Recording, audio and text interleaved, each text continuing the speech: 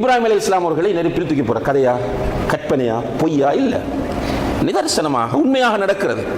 இப்படி பிடிச்சு கொண்டு வந்து பெரும் சனத்திரள் இப்ராஹிம் அலைஹிஸ்ஸலாம் அவர்களை கொண்டு வந்து நெருப்பிலே தூக்கி வீசுகிறார்கள். அவர்கள் ஒரு டென்ஷன் இல்லை, ஒரு பதட்டம் இல்லை, ஒரு பயம் இல்லை. தூக்கி வீசும்போது ஒரே ஒரு வார்த்தை சொன்னார்கள், தௌஹீத் எப்படி வேலை செய்து பாருங்க. எல்லாருக்கும் தெரியும் அந்த வார்த்தை, ஹஸ்புனல்லாஹு வ நிஅமல் வக்கீல். இவ்வளவுதான் சொன்னார்கள். சுப்ஹானல்லாஹ், ரப்புல் ஆலமீன் உண்மையானவன். சகோதரர்களே, இந்த பிரபஞ்சத்தை படைத்து நிர்வகித்துக் கொண்டிருக்கக்கூடிய அல்லாஹ் அவன் உண்மையானவன். அவன் அளித்த வாக்குறுதியை நிறைவேற்றக்கூடியவன், வாக்கு மீறாதவன். அந்த ரப்புல் ஆலமீனின் மீது இவர் தவக்குல் வைக்கிறார்.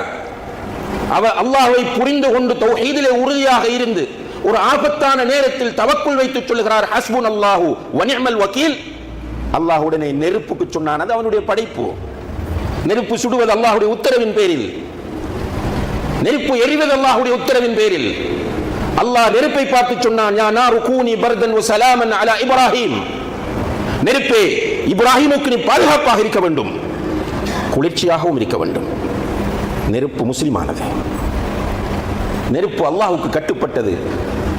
கொழுந்து விட்டு எரிகிற நெருப்புக்குள் இருந்து சற்று நேரத்தில் இப்ராஹிம் அலைஹிஸ்ஸலாம் அவர்கள் சேஃபாக எழுந்து வருகிறார்கள். சுப்ஹானல்லாஹ்.